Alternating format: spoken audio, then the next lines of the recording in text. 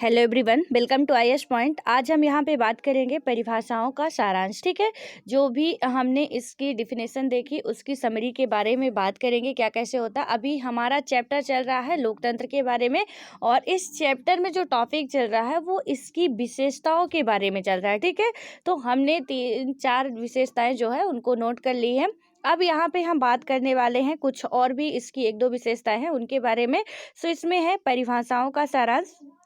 अब यदि हम बात करते हैं तो अब तक हुई चर्चा को समेटे, यानी कि जो अभी तक हमने जो सारी चर्चाएं की है, हमने लोकतंत्र की इस सरल सी परिभाषा से बात शुरू की थी कि लोकतंत्र सरकार का एक ऐसा रूप है जिसमें शासकों का चुनाव लोग करते हैं। ठीक है, हमने इस डिफिनेशन से ये स्टार्ट किया था कि लोकतंत्र की यदि हम परिभाषा की बात करें तो मतलब शासन का जो चुनाव होता है, ठीक है, शासन में जो शासक होता है उसका जो चुनाव होता है वो जनता के द्वारा होता है। ठीक है, तो अब यहाँ पे हमने देखा था कि जनता के द्वारा होता है, तो सिर्फ इस तथ्य से हम क्या नहीं कर सकते कि ये कोई भी कंट्री लोकतांत्रिक कंट्री है या नहीं है, हम ये नहीं कह सकते हैं। और विथ प्रूफ हमने इसकी विशेषताओं में बात भी की है। ठीक है, अब हम बात यहाँ पे यदि देखें तो हमने पाया कि जब तक हम इसके कुछ प्रमुख शब्दों के बारे में और स्पष्ट ना हो जाए, यह परिभाषा पर्याप्त नहीं है। ठीक है, अनेक उदाहरणों के जरिए हमने शासन के एक तरीके के रूप में लोकतंत्र की 4 विशेषताओं को देखा, जो अभी आपने विशेषताएं लिखी होगी और रेखांकित है कि इसके अनुसार लोकतंत्र शासन का ऐसा रूप है जिसमें, ठीक है, अब इसमें कुछ और भी पॉइंट दिए हुए हैं जिसके बारे में यदि हम बात करें तो पहला पॉइंट की यदि हम बात करते हैं तो लोगों द्वारा चुने गए शासक ही सारे प्रमुख फैसले करते हैं। यानी कि जो जनता के द्वारा क्या किए जाते हैं, चुने हुए शासक होते हैं, वही क्या करते हैं कि शासक ही सारे प्रमुख फैसले लेते हैं। यानी कि यदि हमने किसी को भी चुन के बैठाया है, वही क्या करेगा कि जो भी महत्वपूर्ण डिसीजन होंगे तो वो वही इंसान लेंगे। ठीक है, जैसे कि हमने देखा था कई सारे एग्जाम्पल, हमने कई देशों के एग्जाम्पल लिए, वहाँ पे हम देखते हैं कि लोकतांत्रिक व्यवस्था होती है, वोटिंग होती है, बट क्या होता है कि जो रियल सत्ता है तो उसके हाथ में होती है, जिसको जनता तो वहां पे चुन के नहीं भेजती है। ठीक है, तो उस कंट्री को हम लोकतांत्रिक कंट्री नहीं कहेंगे, बिकॉज वहां पे जो जनता के द्वारा चुने गए हैं वो तो सिर्फ नाम मात्र के हैं, उनकी असली सत्ता तो किसी और के हाथ में होती है जिसको जनता चाहती भी नहीं है। ठीक है, उसके बाद हमारा नेक्स्ट पॉइंट आता है कि चुनाव लोगों के लिए निष्पक्ष अवसर और इतने विकल्प उपलब्ध कराता है कि वे चाहे तो मौजूद शासकों को क्या करें कि बदल सकते हैं। यानी कि जो वोटिंग व्यवस्था है इसमें क्या होता है कि चुनाव लोगों के लिए निष्पक्ष अवसर। ठीक है, निष्पक्ष का मतलब क्या हो गया कि आप किसी के पक्ष में ना हो, बिल्कुल वो आप खुलेआम अपनी मर्जी से जिसको भी चाहे निष्पक्ष रूप से आपको अवसर मिला हुआ है, और इतने विकल्प उपलब्ध ये कराता है कि चाहे तो मौजूदा शासक को क्या करो आप बदल सकते हो। ठीक है, और बिल्कुल हम देखते भी हैं कि बहुत से ऐसे, हम अपने ही देश की यदि हम बात करें तो राज्यों में भी चुनाव होता है और सेंटर में भी होता है। ठीक है, वहाँ पे क्या होता है कि यदि हम देख रहे हैं कि हमारे स्टेट में कोई भी, अभी हाल फिलहाल में बिहार में चुनाव हो रहा है। ठीक है, यहाँ पे आप देख रहे हो कि बिहार में पहले किसकी सरकार थी। यदि सरकार को ऐसा लगता है कि बिहार के जो मुख्यमंत्री हैं वो क्या कर रहे हैं, सही काम कर रहे हैं, प्रॉपर तरीके से कर रहे हैं, तो वो क्या करेंगे कि यानी कि उनको ही चुनेंगे। लेकिन यदि उनको ऐसा लगता है कि यहाँ पे ये अच्छे तरीके से कामकाज अपना नहीं कर रहे थे, तो ये क्या करेंगे कि उनको कहीं ना कहीं सत्ता से उनके गिरा देंगे, यानी कि उनको नहीं चुनेंगे। ठीक है, और यहाँ पे कोई किसी पे दबाव नहीं डाल सकता है कि आप क्या करो क्या ना करो, हम अपने मर्जी के मालिक हैं। हम यदि चाहते हैं तो हम क्या करेंगे, यानी कि उनको सेलेक्ट करेंगे, और नहीं चाहते हैं तो उनको निग्लेक्ट भी कर सकते हैं। राइट, उसके बाद आता है हमारा नेक्स्ट पॉइंट, और यह विकल्प यह है, मतलब कि जो ये विकल्प है और अवसर सभी लोगों को समान रूप से उपलब्ध हो। ठीक है, ये सारे जो विकल्प है सब लोगों को, यानी कि भारत में रहने वाले जिनको भी भारत की नागरिकता प्राप्त है। जैसे हमने देखा था फ्रांस की यदि हम बात करें, वहाँ पे क्या बात की गई थी कि यानी कि जो यहाँ के नागरिक हैं, यानी फ्रांस के जो मूल निवासी हैं, उनके वोटिंग का मूल जो होता था वो भारतीय नागरिकों से अधिक होता था, यानी भारतीय मूल के जो नागरिक थे उनसे थोड़ा ज़्यादा होता था, ठीक है। अब इंडिया की ही हम ले लें यदि बात करें, यहाँ पे क्या होता है कि जैसे सपोज वोटिंग हो रही है यहाँ पे, और कोई फ्रांस का व्यक्ति है जो कि भारत की नागरिकता लिया हुआ है, कोई अमेरिका का व्यक्ति है जो काफ़ी लंबे टाइम से रह रहा है और भारत की नागरिकता उसको प्राप्त है, तो यहाँ पे उसके भी वोटिंग का मूल्य वही होगा जो कि एक भारतीय निवासी का है, ठीक है। तो यही है एक लोकतांत्रिक देश की डिफिनेशन, कि सिर्फ हम इस तथ्य पे नहीं कह सकते कि चुनाव होता है, इसमें भी हमने विशेषताएं पढ़ी है और एग्जाम्पल के साथ। तो आई होप कि वो आपको बिल्कुल क्लियर हो गया होगा। अब हम आते हैं नेक्स्ट पॉइंट में, कि इस चुनाव से बनी सरकार संविधान द्वारा तय बुनियादी कानूनों और नागरिक अधिकारों के दायरे को मानते हुए काम करती है। यानी कि इसमें क्या बात किया गया है कि इस चुनाव से बनी सरकार जो होती है, तो संविधान जो भी कॉन्स्टिट्यूशन होता है, तो उसके द्वारा क्या होता है, तय बुनियादी कानूनों और नागरिक अधिकारों के दायरे को मानते हुए काम करती है, ठीक है। अब यहाँ पे हम बात करते हैं, ये जो 4 पॉइंट थे आपके क्लियर हो गए। अब बात करें यदि ये जो बॉक्स में दिया हुआ है कि लोकतंत्र के कामकाज या उसकी अनुपस्थिति के इन 5 उदाहरणों को पढ़िए, इनका में स्वतंत्र मतलब कि लोकतंत्र की उन प्रासंगिक विशेषताओं से कराएं जिनकी चर्चा ऊपर की गई है, ठीक है। यानी कि यहाँ पे क्या बात किया गया है कि इनका जो भी लिखा गया है कि आपको कुछ ऐसा करना है, ये जो दिए गए हैं आमने सामने जो भी विशेषताएं हैं, तो इनका मिलान कराना है जो भी उस टाइम की विशेषताएं रही हों, ठीक है। तो इसको आप लोग कर लीजिएगा। देन अब यहाँ पे हम बात करते हैं कि लोकतंत्र ही क्यों, यानी कि डेमोक्रेसी ही क्यों। तो अब इसका यदि हमको आंसर जानना है तो ये पूरा हमको पढ़ना पड़ेगा जो भी इसमें दिया गया है। सो यदि हम बात करें तो मैडम लिंग 2 की कक्षा में एक बहस शुरू हुई, ठीक है। जो मैडम थी, हमने लिंग 2 के बारे में पहले भी पढ़ चुका है, मतलब पढ़ चुके हैं। वहाँ पे बहस शुरू होती थी लोकतंत्र की विशेषता के बारे में। अब यहाँ शुरू हो रही है लोकतंत्र ही क्यों, ठीक है। तो जो मैडम थी उनकी क्लास में क्या होता है, एक बहस शुरू होती है और उन्होंने इस अध्याय को यहाँ तक पढ़ाने के बाद छात्रों से पूछा कि क्या उन्हें लोकतंत्र ही शासन का सबसे अच्छा स्वरूप लगता है। इस सवाल पर सबने कोई ना कोई टिप्पणी की, ठीक है। आप भी अपने मन में सोच सकते हो कि क्या अभी तक जो हमने पढ़ा, तो क्या इनमें से आपको कौन सा जो कि राज शासन है वो आपको अच्छा लगता है, ठीक है। जैसे लोकतंत्र हो गया, गणतंत्र हो गया, राजतंत्र हो गया, तो कौन सा, या कि जो तानाशाह है, समाजवादी वाले जो होते हैं, तो कौन सा आपको ये मतलब सही लगता है कि किसी भी देश में ऐसी व्यवस्थाएं होनी चाहिए, ठीक है। उसके बाद अब हम बात करें लोकतंत्र के गुणों पर चर्चा। अब थोड़ा लोकतंत्र के जो प्रॉपर्टी उनके बारे में यदि हम देखते हैं, तो यहाँ पे क्या है, योलांदा, ठीक है, डिस्कस हो रहा है। उसके बाद ही हम आगे की बात करेंगे। थोड़ा इसको भी हम लोग समझ लेते हैं क्या है इसमें, क्या बात की जा रही। हम लोकतांत्रिक देश में रहते हैं। हमने पिछले अध्याय में पढ़ा कि दुनिया भर में सभी जगह लोग लोकतंत्र चाहते हैं। जिन देशों में पहले लोकतांत्रिक शासन प्रणाली नहीं थी, वहां भी अब इसे अपनाया जा रहा है। सभी महान लोगों ने लोकतंत्र के बारे में अच्छी अच्छी बातें कही हैं। क्या इतने से ही यह स्पष्ट नहीं हो जाता है कि लोकतंत्र सबसे अच्छा है? क्या अब भी इस पर बहस करने की जरूरत है? यानी कि क्लास में एक बच्चा क्या बोलता है कि हमने पिछले मतलब एक और 2 ये दोनों ही अध्याय में हमने देखा कि पूरे दुनिया जो है, सिर्फ हम ही नहीं, पूरी दुनिया ये चाहती है कि हमारे देश में क्या हो, लोकतांत्रिक व्यवस्था स्थापित हो। तो क्या इससे ही ये स्पष्ट नहीं हो जाता है कि मतलब लोकतंत्र कितना अच्छा है, ठीक है। इनका ये कहना है कि अब इसमें हमको बहस क्या करनी है, सीधे तौर पे स्पष्ट हो जाता है कि लोकतंत्र कितना अच्छा है और सब इसे चाहते हैं, ठीक है, अभी भी करना चाहते हैं। तो इसमें बहस करने की इन्होंने कहा कि मेरे ख्याल से कोई ज़रूरत नहीं है, ठीक है। उसके बाद आता है तांग किनी का। अब इन्होंने क्या कहा, लेकिन लिंग 2 मैडम ने तो कहा था कि हमें किसी चीज़ को सिर्फ इसलिए नहीं मान लेना चाहिए कि बाकी सभी ने उसे मान लिया है। क्या ऐसा नहीं हो सकता कि बाकी सभी लोग गलत रास्ते पर जा रहे हों, ठीक है।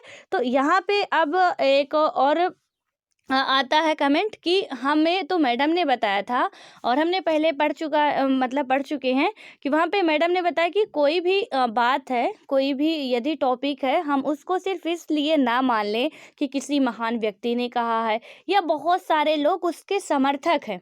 हो सकता है कि मैं कोई क्वेश्चन पूछूं, ठीक है, यहाँ पे आप देखते हो ऑनलाइन टेस्ट देते होंगे, वहाँ पे जब क्वेश्चन पूछे जाते हैं, ठीक है, यूट्यूब पे ही आप जब लाइव जाएंगे तो क्वेश्चन जो पूछे जाते हैं, कुछ बच्चे ऐसे होते हैं वो क्या करते हैं कि नकल करने लगते हैं, यानी कि यदि एक का बी आया है तो आप सभी लोग B B B B B B करते जाओगे, ठीक है। तो क्या ऐसा है कि मतलब यहाँ पे क्या आपको पता है कि उस बंदे ने सही बताया? अब ठीक है, उसका सही है, किसी को नहीं पता, उसने भी कर दिया, उसको भी नहीं पता, उसने भी कर दिया। अब हमको पता होते हुए भी हम ये समझ लेंगे कि नहीं, इतनी ज़्यादा मेजॉरिटी है इनके पास, यानी कि बी वालों की संख्या ज़्यादा है, सो बी आंसर राइट होगा, जबकि हमें पता बी राइट नहीं है, सी राइट। बट हम क्या करेंगे, हम भी उसी डायरेक्शन में घूम जाते हैं, ठीक है। ऐसा होना नहीं चाहिए। तो यहाँ पे इन्होंने यही बताया कि मैडम ने तो बताया था कि सिर्फ हम इसलिए इस आधार पे किसी को भी सही या गलत नहीं कह सकते कि वहाँ में क्या है कि जनता उसके पक्ष में ज़्यादा है, इसलिए वो ऐसी व्यवस्था होगी, ठीक है। अब यदि हम बात करें तो फिर आगे क्या होगा?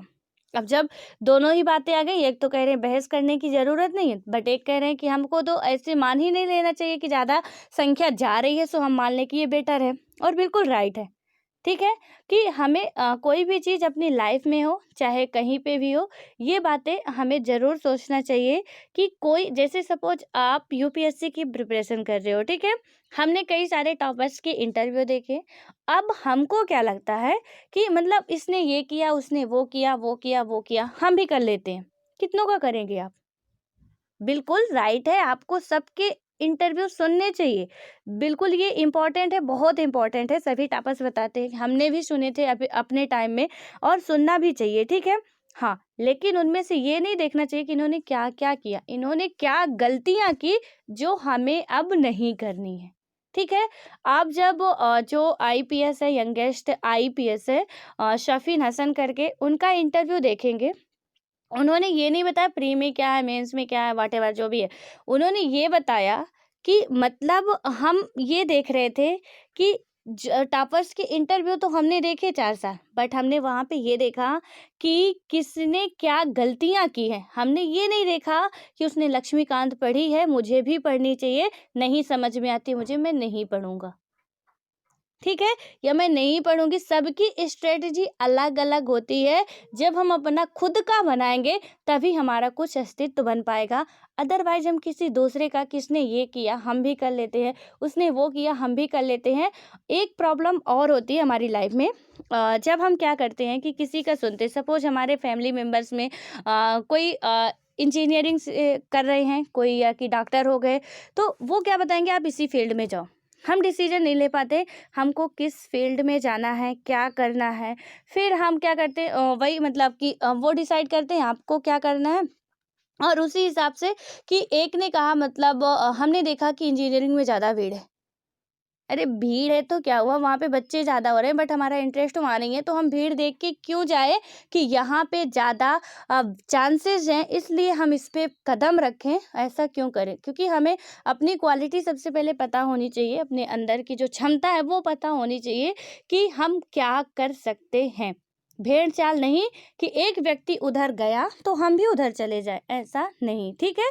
तो यहाँ पे वही बताया जा रहा है। उसके बाद आता है जेनी का स्टेटमेंट, और उन्होंने क्या कहा, हाँ, यह गलत रास्ता ही है, लोकतंत्र ने हमारे देश को क्या दे दिया है, ठीक है। अब एक और का कमेंट आता है और उन्होंने कहा कि ये तो गलत रास्ता है, लोकतंत्र ही है हमारे देश में, तो हमको क्या मिल गया है, ठीक है। आधी सदी से ज़्यादा समय से लोकतंत्र है, और तब भी देश में इतनी अधिक गरीबी है, यानी कि स्वतंत्रता के 70 साल पूरे होने चले हैं, यहाँ अभी भी क्या है, इन्होंने कहा कि क्या गरीबी है, यानी कि लोकतंत्र के आधी सदी से भी ज़्यादा हो सके, बट यहाँ पे गरीबी है, तो हमको दे ही क्या दिया है, जहाँ है भी तो हम क्यों कहें कि ये लोकतंत्र मतलब सही है, ठीक है।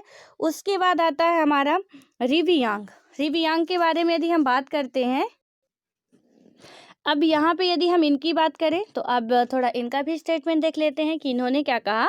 सो इसमें बात की गई लेकिन लोकतंत्र इसमें क्या कर सकता है। अब इन्होंने कहा, जब उन्होंने कहा कि लोकतंत्र ने किया ही क्या है, तो इन्होंने कहा कि लेकिन लोकतंत्र इसमें कर भी क्या सकता है।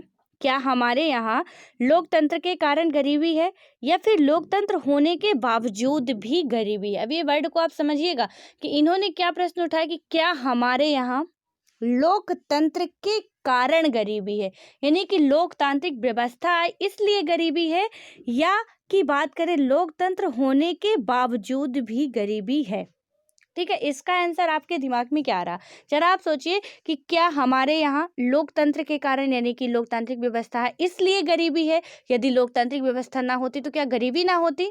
ठीक है, तब तो वहाँ और भी बद से बदतर हालत होने वाली थी। ठीक है, और दूसरा क्या है, या कि हम बात करें तो लोकतंत्र होने के बावजूद भी क्या है हमारे देश में गरीबी है, यानी कि इसमें से अब क्या सही माने। अब आगे देखते हैं कि होता क्या है। तो जेनी ने फिर कहा जो भी है इससे क्या फर्क पड़ता है, मुद्दा यह है कि हम इसे शासन का सर्वश्रेष्ठ रूप नहीं मान सकते हैं। अब इन्होंने कहा कि हम इससे क्या कर सकते हैं, चाहे मैटर जो भी हो, डजेंट मैटर, हमको इससे मतलब नहीं है, बस हमारा ये है कि शासन का सर्वश्रेष्ठ रूप इसको हम नहीं मान सकते हैं। ठीक है, उसके बाद क्या होता है कि लोकतंत्र का मतलब है अराजकता, अस्थिरता, भ्रष्टाचार और दिखावा। यानी कि अब इन्होंने बढ़िया डिफिनेशन दे दी लोकतंत्र की भैया, कि अराजकता है, अस्थिरता है, भ्रष्टाचार है और दिखावा है। राजनेता आपस में ही लड़ते रहते हैं, देश की परवाह किसे है। ठीक है, बिल्कुल कहीं ना कहीं इन्होंने भी सही कहा। जो देखा, आप देखते हो कि यहाँ पे जो जब तक वोटिंग नहीं होती है, ठीक है, जब तक वो क्या रहता है, मतलब कि उनको ये रहता है कि जो कुछ कर सकती है जनता ही कर सकती है, तब तक तो आपके यहाँ आएंगे और आपके बच्चे चाहे मिट्टी धूल किसमें भी सने हो उनको गोद में उठा लेंगे। ठीक है, चाहे वो कितने भी वेल मेंटेन वाइट कलर के सूट बूट लगाए हों, फिर भी उनको गोद में उठा के बढ़िया प्यार देंगे। लेकिन इलेक्शन होने के बाद, सत्ता में आने के बाद, वो आपके बच्चे तो छोड़िए, आपको भी नहीं पहचानते आप कौन थे। ठीक है, आपको उनसे मिलने के लिए 4 दिन पहले से टाइम लेना पड़ता है, तब भी आप उनसे नहीं मिल पाते हो। इतना नेताजी बिजी रहते हैं कि पब्लिक के लिए उनके पास टाइम नहीं रहता है। लेकिन दिखावा इतना कि यहाँ पे और पूरा जितना यही भ्रष्टाचार, अराजकता, अस्थिरता, वो सब हमको देखने को भी मिलती है। तो कहीं ना कहीं इनका भी जो क्वेश्चन है वो सही है। ठीक है, कि है ही क्या, यानी कि ये सारी हमको देखने को मिलता है। करप्शन आप देखोगे कि लोकतंत्र में जो जितने भी नेता हैं, क्या जहाँ पे हम कहते हैं कि लोकतांत्रिक व्यवस्था होनी चाहिए, तो आपको क्या नहीं लगता कि मतलब जो भी है कहीं ना कहीं इनका काला चिट्ठा यदि निकाला जाए तो ये मतलब किसी एंगल से साफ सुथरे आपको नहीं मिलने वाले कोई भी व्यक्ति। ठीक है, तो इसमें भी बात थोड़ा मुद्दे की आई है। अब आगे बात करते हैं पाई मोन की। ठीक है, अब इनका स्टेटमेंट क्या आता है, तो फिर इसकी जगह कौन सी प्रणाली होनी चाहिए। क्या अंग्रेजी हुकूमत वापस लाई जाए, बाहर से किसी राजा को देश पर शासन के लिए बुलाया जाए। यानी कि अब इन्होंने तो भैया हिस्ट्री दोहरा दी कि क्या अंग्रेजी हुकूमत यानी कि यूरोप वासियों को फिर से लाया जाए, या कि जो पुर्तगाल वगैरह आए थे, यानी कि हम बात करें तो जो भी मतलब मुस्लिम कंट्री से आए थे लोग, जैसे मोहम्मद गौरी वगैरह आए थे, तो क्या इनको फिर से लाया जाए यहाँ पे। ठीक है, तो इन्होंने क्या कहा कि राजा को देश पर शासन के लिए बुलाया जाए, कि जो भी राजा हों वो आए देश पे शासन करें। तो इसमें अब क्या होता है पता नहीं, रोज ने कहा पता नहीं, पर मुझे लगता है कि देश का एक मजबूत नेता की जरूरत है। ठीक है, यानी देश को क्या है, इन्होंने कहा कि अब ऐसा तो पता नहीं कि उनको बुलाया जाए या नहीं बुलाया जाए, क्योंकि उनको बुलाओगे तो फिर कौन सा तीर मान लोगे।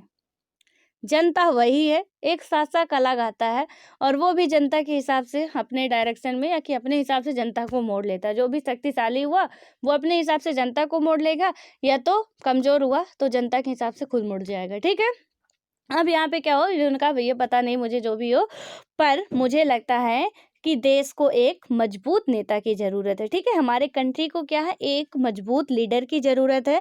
ऐसा नेता कि जिसे चुनाव की, संसद की परवाह ना हो, यानी कि हमें एक ऐसे लीडर की ज़रूरत है जिसे ना तो चुनाव की परवाह हो और ना ही संसद की परवाह हो। एक ही नेता के पास सारे अधिकार हों, देश के हित में जो कुछ ज़रूरी हो वह सब करने में उसे सक्षम होना चाहिए। सिर्फ इसी से देश से गरीबी और भ्रष्टाचार खत्म होंगे, ठीक है। लेकिन यहाँ पे सत्ता का लालच सबसे बड़ा, यानी कि राजनीति, ये लोग इतना आते ही यहाँ पे, यदि हम बात करें शराबबंदी की बात की जाती है, राइट। अब ये जो हमारे नेताजी लोग होते हैं, जब चुनाव आता है उस टाइम पे भैया शराबियों के अच्छे दिन चलते हैं। ये आप समझ लीजिए कि उनके इतने अच्छे दिन चलते हैं कि वो चाहे तो दिन भर पीने की जगह शराब से नहा भी ले, उन्हें इतनी मिलती है, ठीक है। अब इतनी मिलती क्यों है? क्योंकि नेताजी उनको देते हैं, भैया तुमको हमें ही वोट देना है, हम तुम्हें इसीलिए पिला रहे हैं, ठीक है। मतलब कि इस हिसाब से कि जो जिस तरह का है उस तरह का काम करते हैं। तो यहाँ पे इन्होंने यही कहा कि बस एक अच्छे लीडर की ज़रूरत है जिसे ना सत्ता की लालच हो, ना तो किसी संसद का उसको परवाह हो। नेता के मतलब एक ही नेता के पास सारे राइट्स होने चाहिए।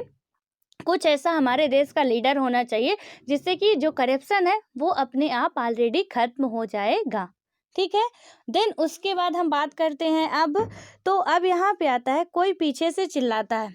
अब क्लास में बैठे हैं भैया, पीछे भी बैठे रहते हैं कुछ, वहाँ से कोई चिल्लाता है, इसी को तानाशाही कहते हैं। अब जब इनका रोज का आता है स्टेटमेंट, तो कोई पीछे से चिल्ला रहा है, किसी को तानाशाही कहते हैं। यानी कि जब किसी एक लीडर का यहाँ पे राज होगा तो इसी को हम क्या कहेंगे, तानाशाही शासन कहते हैं, ठीक है। उसके बाद अब क्या आता है, दोई। दोई का मतलब क्या, मतलब कि दोई ने क्या किया कि अगर वह व्यक्ति सत्ता का उपयोग सिर्फ अपने लिए और अपने परिवार के लिए करने लगे तो क्या होगा, अगर वह खुद भ्रष्ट हो तब। यानी कि अब इसमें आया कि चलो ठीक है, तुमने कहा कि मतलब कोई एक लीडर इसका होना चाहिए, ठीक है। हमने तो बड़ी होप से कहा कि अच्छा लीडर होना चाहिए। अब हमने चुना, यानी कि बाहर कुछ और अंदर कुछ और, ठीक है। अब यहाँ पे क्या हुआ कि इन्होंने बिल्कुल देखिए, डिबेट जो होता है ऐसे ही जब हो तभी मजा आता है, ठीक है। अब इन्होंने क्या कहा कि चलो ठीक है, हमने मान लिया कि देश का एक अच्छा लीडर होना चाहिए, अच्छा शासक होना चाहिए, बट यहाँ पे क्या हो, यदि वो अपने परिवार के लिए ही बस जीता हो, अपने लिए ही सिर्फ काम करे, ठीक है। यानी कि अगर वह खुद भ्रष्ट हो तो, अगर वो खुद ऑलरेडी भ्रष्ट हो तो भ्रष्टाचार कहाँ खत्म करेगा, यानी वो पहले से ही करप्ट है, अब करप्शन जो है उसको खत्म कहाँ करेगा। और भी बोल देगा कि चलो तुम भी करो हम भी करते हैं, दोनों मजे लेते हैं, जितने साल तक हैं तो है, नहीं तो फिर चले जाएंगे, ठीक है। तो अब यहाँ पे जब वो खुद ही करप्ट है, वो दूसरों को क्या बताएगा कि ऐसा नहीं करना है। तो इसलिए अब यहाँ पे उनका भी स्टेटमेंट जो है वो गलत ठहर रहा है, ठीक है। अब आता है तो रोज जिन्होंने ये कहा था, मैं सिर्फ ईमानदार, संजीदा और मजबूत नेता की बात कर रही हूँ, ठीक है। अब इन्होंने क्या बात की कि हम सिर्फ किसकी बात कर रहे हैं, जो कि ईमानदार हो, संजीदा हो, यानी कि कोई सच्चा व्यक्ति हो। अब किसी के पेट में तो हम घुसे नहीं कि कौन सा सच्चा व्यक्ति है। दो ऊपर से तो जो कल मैंने आपको मूवी की हाल बताई थी कि ऊपर से तो नेताजी ऐसे लगते हैं पब्लिक के सामने कि बस महिलाओं के लिए जान ही दे देंगे, ठीक है। लेकिन वहाँ महिलाओं के लिए सच में जान देते हैं कुछ अलग एंगल से। तो इसमें क्या होता है, वो तो उनके अंदर की बात वही जान सकते हैं। तो इन्होंने सिर्फ कहा कि मैंने ईमानदार की बात की। अब क्या आता है, तो दोई ने कहा यह ठीक नहीं है, तुम वास्तविक लोकतंत्र की तुलना आदर्श तानाशाही के साथ कर रही हो। हमें आदर्श की तुलना आदर्श के साथ और वास्तविक की तुलना वास्तविक से करनी चाहिए। यानी कि अब इसमें क्या बात की गई कि जो वास्तविक है, रियलिटी है, जो हमारी वास्तविक लोकतंत्र की तुलना है, तो तुम क्या कर रही हो, यानी रोज को कहा कि तुम एक आदर्श तानाशाही देश के साथ कर रही हो कि ऐसा होना चाहिए, ठीक है। हमें आदर्श की तुलना आदर्श के साथ, यानी कि आदर्श का मतलब है कि कोई अच्छा इंसान है, अच्छे की तुलना अच्छे के साथ, बुरे की तुलना बुरे के साथ करनी चाहिए, और वास्तविक की तुलना वास्तविक के से करनी चाहिए। जरा तानाशाहों के वास्तविक जीवन के बारे में पढ़ो, वे सबसे ज्यादा भ्रष्ट, स्वार्थी और क्रूर होते हैं। होता सिर्फ यह है कि हमें उनके बारे में जानकारियाँ उपलब्ध नहीं हो पाती, और सबसे बड़ी गड़बड़ तो यह है कि आप उन्हें सत्ता से हटा भी नहीं सकते। अब इन्होंने उनके स्टेटमेंट को फिर क्रॉस किया और बताया कि जरा तुम तानाशाह के बारे में पढ़ो, उत्तर कोरिया का आप ही पढ़िए। वहाँ पे उत्तर कोरिया की हिस्ट्री आप पढ़ेंगे ना तो आपका बिल्कुल पूरा शरीर कांप जाएगा कि कितनी वहाँ पे जो स्थिति है लोगों की गंभीर है। ठीक है, वहाँ का जो तानाशाही है, किम जोंग उंग जो है, वो उसको आप देखेंगे कि वो क्या क्या कारनामे करता है वहाँ पे, जो भी वहाँ तानाशाही शासन ही चलता है और उसमें जनता की क्या हालत होती है, तब आपको समझ में आएगा क्या सही है क्या गलत है। ठीक है, तो इन्होंने भी कहा जरा तानाशाह के बारे में पढ़ो, वो कितने भ्रष्ट हैं। अब यहाँ पे आप देखिए, चलिए ठीक है कि आपको यहाँ पे राइट मिल गया, हालांकि कि क्या कर सकते हैं आप, यदि क्या मतलब कि हम आत्महत्या करना चाहते हैं तो कर सकते हैं। ठीक है, पहले नहीं था, एक सुप्रीम कोर्ट में केस आता है उसके बाद से, और ये मेंस का क्वेश्चन भी आ चुका है। ठीक है, तो वहाँ पे राइट्स मिल चुका है, बट ऐसा नहीं कि हमें आत्महत्या करनी। बस मैं एक एग्जांपल दे रही हूँ। बट उत्तर कोरिया का यदि आप शासन पढ़ेंगे, जो भी तानाशाही देश है, यहाँ पे यदि आपने आत्महत्या करने की कोशिश की, अब वहाँ की शासन व्यवस्था देखिएगा थोड़ा एक एग्जांपल से, कि यदि आपने आत्महत्या करने की कोशिश की, सपोज फांसी से आपने अपनी जान लेनी चाहिए, ठीक है, फांसी लगा के, और बच गए आप, यानी कि आपकी जान नहीं निकली, आप बच गए, और पता चल गया शासन को कि आपने आत्महत्या करने की कोशिश की है और किस तरीके से की है, उसी तरीके से आपको ले जाके वहाँ पे, यदि आप फांसी लगा के मरना चाहते थे, नहीं मरे हैं, वो ज़बरदस्ती, और दोबारा आपका हो सकता है मौत का डर सबको लगता है कि आपका फैसला भी बदल जाए, आप फिर मरना भी नहीं चाहोगे, फिर भी वो पकड़ के ले जाते हैं और आपको वही, यानी कि फांसी से आपकी इच्छा थी मरने की, फांसी लगा के ही मार डालेंगे, यानी 1 मिनट का भी जीने का अवसर फिर वो नहीं देते हैं। ठीक है, जबकि अपने इंडिया में ऐसा नहीं है, और भी जो कंट्रियां हैं वहाँ पे ऐसा नहीं, बट यहाँ जो तानाशाही वाला है वहाँ पे कुछ ऐसा ही चलता है कि चलो आपने मरने की कोशिश की, मार ही डालते हैं, बच ही क्यों गए हो। आपने यदि आग लगा के मरने की कोशिश की और बच गए, तो आपको पुनः आपके ऊपर आग लगाई जाएगी और आपको मारा जाएगा। जिस तरीके से आपने कोशिश की, उसी तरीके से वो लोग आपको फिर क्या करेंगे कि भगवान के पास पहुंचा ही देते हैं। यानी ये है तानाशाही वाला। उसके बाद अब आता है मैडम की बारी आएगी। अब यहाँ पे क्या होता है, मैडम लिंगदो इस चर्चा को पूरी दिलचस्पी से सुन रही थी, यानी कि वो चुपचाप बस क्लास में बैठी थी, बच्चों की बातें सुन रही थी। ठीक है, अब उन्होंने हस्तक्षेप किया, यानी कि अब उन्होंने बीच में बोला, तुम, ये मैडम लिंगदो का स्टेटमेंट है, ठीक है, इन्वर्टेड कामा, आपको देख के ही समझ में आ गया होगा, तुम सब लोग इतने मगन होकर इस बहस में लगे थे, यह देखकर मुझे खुशी हुई। मुझे नहीं मालूम कौन सही है कौन गलत है, यह तो आप लोग सुलझाएं, पर मुझे लगा कि आप खुले दिमाग से बात कर रहे थे। अगर किसी ने आपको रोकने की कोशिश की होती, या आपको अपनी, यानी कि जो वो बच्चे बात कर रहे थे, कि अपनी बात कहने के लिए सजा दी होती, तो निश्चित रूप से आपको बहुत बुरा लगता। क्या आप ऐसा उस देश में कर सकते हैं जहां लोकतंत्र ना हो? क्या यह लोकतंत्र के पक्ष में एक अच्छा तर्क है?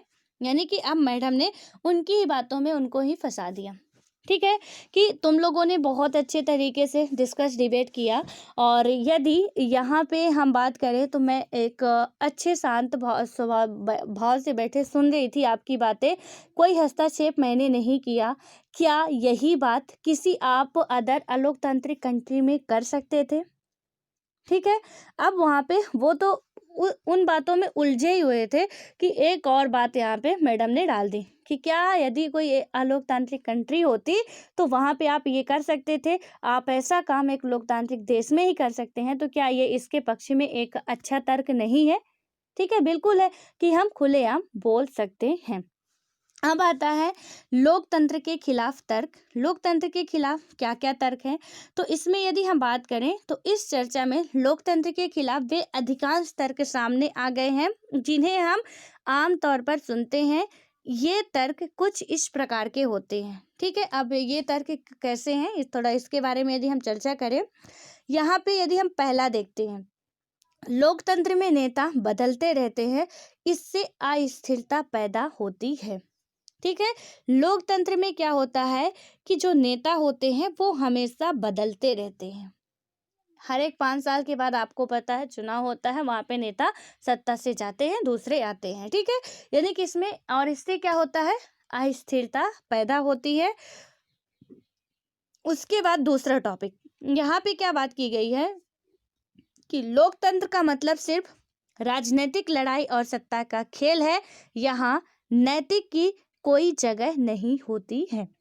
यानी कि यहाँ एथिक्स का कोई वैल्यू नहीं होता है। इसमें क्या बात की गई कि लोकतंत्र का मतलब सिर्फ क्या है, राजनीतिक लड़ाई और सत्ता का खेल है, यहाँ नैतिकता की कोई भी जगह नहीं होती है।